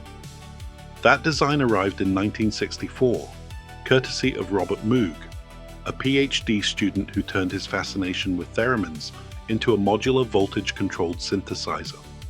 The Moog modular system consisted of separate modules, oscillators, filters, amplifiers, envelopes, patched together with patch cables. Musicians could sculpt sound in real time, a revelation for avant-garde composers and rock experimentalists alike. The first major pop appearance came in 1967 on the Monkees' Daily Nightly, but it was Wendy Carlos's 1968 album, Switched on Bach, that truly detonated the synth into mainstream consciousness. Carlos painstakingly rendered Bach's compositions using a Moog modular, proving that synthesizers could tackle classical repertoire with both fidelity and flair. The album won 3 Grammys, sold over 1 million copies, and suddenly every studio wanted a Moog. The Moog's success sparked a wave of competition. Alan R. Perlman's ARP instruments introduced the ARP 2500, and later the beloved ARP 2600, a semi-modular synth that found fame in everything from Stevie Wonder's Living for the City and the eerie tones of Doctor Who. Meanwhile, in Japan, Iketaro Kakehashi founded Roland in 1972, releasing the SH-1000, Japan's first synth, and later the iconic Jupiter 8, a polysynth that defined the lush pads of early 80s pop.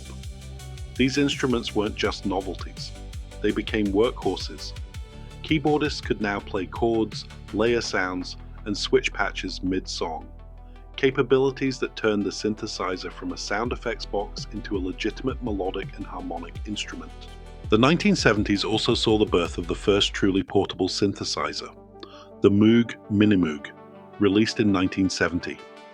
With its compact keyboard, built-in oscillators, filter, and envelope generators, the Minimoog put massive sonic power in the hands of touring musicians. It became the secret weapon of prog rock giants like Yes and Emerson, Lake and Palmer, funk pioneers such as Bernie Worrell of Parliament Funkadelic, and even jazz virtuosos like Jan Hammer, whose synth-laden Miami Vice theme still makes us want to cruise down palm-lined boulevards in a pastel blazer. The Minimoog's fat, growling bass and searing leads proved that a synthesizer could be as expressive as a saxophone, as punchy as a trumpet, and as versatile as a guitar, all without needing a reed, a mouthpiece, or a set of strings. As the 70s gave way to the 80s, a new synthesis technique began to reshape the landscape: frequency modulation, or FM synthesis. Developed by John Chowning at Stanford University and licensed to Yamaha, FM synthesis allowed complex metallic timbres to be generated with remarkably few operators. The result? The Yamaha DX7, released in 1983, became the best-selling synthesizer of all time, moving over 200,000 units. Its electric piano preset, often dubbed the DX7 electric piano, became ubiquitous, appearing on everything from Whitney Houston's I Wanna Dance with Somebody to Phil Collins's In the Air Tonight. The DX7's affordability and reliability democratized synth access, putting powerful digital sound design into bedroom studios and high school music rooms alike. But the synth revolution didn't stop at hardware. The late 80s and early 90s witnessed the rise of sampling workstations, like the Akai MPC and the Ensoniq ASR10, which let musicians chop, stretch, and recontextualize any audio clip, a precursor to today's beat-making culture. Yet the true game changer arrived with the advent of powerful personal computers and software synthesizers. Programs like Rebirth RB338, which emulated the Roland TB303, TR808, and TR909. In the mid-90s, let producers craft acid house tracks without buying a single piece of hardware.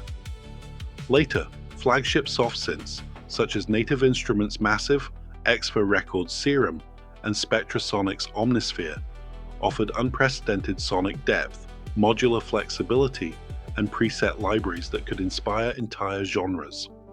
If you're enjoying this deep dive into the synth saga, smash that like button, drop a comment with your favorite synth-driven track, and subscribe for more What Is episodes, because the next big sound might be just a patch away. The impact of synthesizers on music is impossible to overstate. In progressive rock, synths added orchestral grandeur and futuristic textures. Think of the soaring leads in Rush's Tom Sawyer, or the atmospheric waves in Pink Floyd's Shine on You Crazy Diamond. In synthpop and new wave, bands like Depeche Mode, Duran Duran, and a-ha built entire identities around shimmering pads and catchy arpeggios, proving that a synth could be both the rhythm section and the lead vocalist. Hip-hop producers embraced the gritty analog bass of the Roland TB303 and the punchy hits of the TR808, crafting the backbone of tracks from Afrika Bambaata's Planet Rock to Kanye West's Mercury. Electronic dance music, house, techno, trance, dubstep, owes its very existence to the synthesizer's ability to generate relentless, evolving timbres that keep crowds moving for hours. Even film scores have been transformed. Vangelis's blade-running synth textures in Blade Runner and Hans Zimmer's hybrid orchestral electronic scores in Inception show how synths can evoke emotion as powerfully as a full orchestra. Now let's sprinkle in a few comedic moments that remind us that even the most serious synth wizards have had their share of funny bone-tickling mishaps. Picture this: Wendy Carlos, after spending months painstakingly patching her Moog modular for switched-on Bach, accidentally left a patch cable loose during a live demo. The resulting sound was a bizarre honking noise that sounded like a goose trapped in a wind tunnel. She laughed, shrugged, and said, "Well, that's certainly not Bach, but it's certainly something." Then there's the infamous tale of Kraftwerk's Ralf Hütter, who, during a 1978 TV appearance, tried to demonstrate the vocoder by speaking into it, while simultaneously sipping a cup of coffee. The vocoder, mistaking the coffee's gurgle for vocal input, turned his voice into a robotic baritone that sounded like a caffeinated Darth Vader. Audience members stared, bewildered, before erupting in applause for the unintentional comedy. And who could forget the 1985 Live Aid concert, where Phil Collins, after a thunderous drum solo, attempted to play a synth solo on a Roland Juno 60, only to hit the wrong button and unleash a cacophony of car alarm-like bleeps that made the crowd think the stadium's security system had gone haywire. Collins shrugged, laughed, and launched into In the Air Tonight anyway, proving that even synth mishaps can become legendary. The 1990s and 2000s saw synths infiltrate every corner of popular music, often in ways we barely notice. Consider the shimmering pads that underlie Adele's Rolling in the Deep. They're not a string section, they're a subtle synth layer, adding warmth without stealing the spotlight. Or the gritty bass line in Daft Punk's Around the World, crafted from a filtered analog synth that gives the track its infectious robotic groove. Even in acoustic-sounding indie folk, artists like Bon Iver use granular synthesis to texture their vocals, creating ethereal, otherworldly harmonies that feel both intimate and expansive. The synthesizer has become a chameleon, capable of mimicking any instrument while also inventing sounds that defy classification. Looking ahead, the frontier of synthesis is being pushed by artificial intelligence and machine learning. Platforms like Google's NSynth and OpenAI's MuseNet can generate entirely new timbres by learning from vast libraries of audio, suggesting a future where a composer might simply describe a mood, dark, cinematic, with a hint of metallic shimmer, and an AI synth will craft a custom patch in seconds. Eurorack modular systems continue to thrive, offering hobbyists a tactile DIY approach to sound design that celebrates the patch cable ethos of the original Moog. And with the rise of spatial audio and immersive formats like Dolby Atmos, synthesizers are now tasked with creating sounds that move around the listener, turning a simple pad into a three-dimensional sonic sculpture. In short, the synthesizer did more than just add a new instrument to the band. It redefined what music could be. It turned electricity into emotion, noise into nostalgia, and gave creators a limitless palette to paint their sonic visions. From the eerie wail of the theremin to the crystal clear FM bells of the DX7, from the gritty bass of the TB303 to the lush pads of a modern software synth, each iteration has expanded the boundaries of melody, harmony, and texture. And as technology marches forward, one thing remains certain: the synthesizer will keep evolving, reminding us that the future of music is always just a voltage away. Thanks for joining us on this electrifying tour of synthesizer history. If you loved this deep dive, please hit the subscribe button, ring the notification bell so you never miss an episode, and share this video with anyone who geeks out over gear, grooves, or glorious synth solos. Drop a comment below with your favorite synth memory or a question you'd love us to explore next. Maybe the story of the vocoder, the rise of modular Eurorack, or how synths shaped video game soundtracks. Your support keeps the synths humming and the stories flowing. Now for a tidbit you won't hear anywhere else in this episode. The very first synthesizer ever used in a video game was the Roland MT32, released in 1987. When game developers at Sierra Online incorporated the MT32 into titles like King's Quest IV and Space Quest II, players heard lush, orchestral-style scores that were light years ahead of the typical bleeps and bloops of the era. The MT32's LA, linear arithmetic synthesis, combining short digital attack samples with synthesized sustain, gave game music a richness that helped convince developers that synthesized scores could rival orchestral recordings. So the next time you hear a sweeping fantasy theme in a retro game, remember, it might just be a humble synth module working its magic behind the scenes. And that's a wrap on what is a synthesizer and how did it change music forever. Stay curious, stay creative, and keep those oscillators oscillating.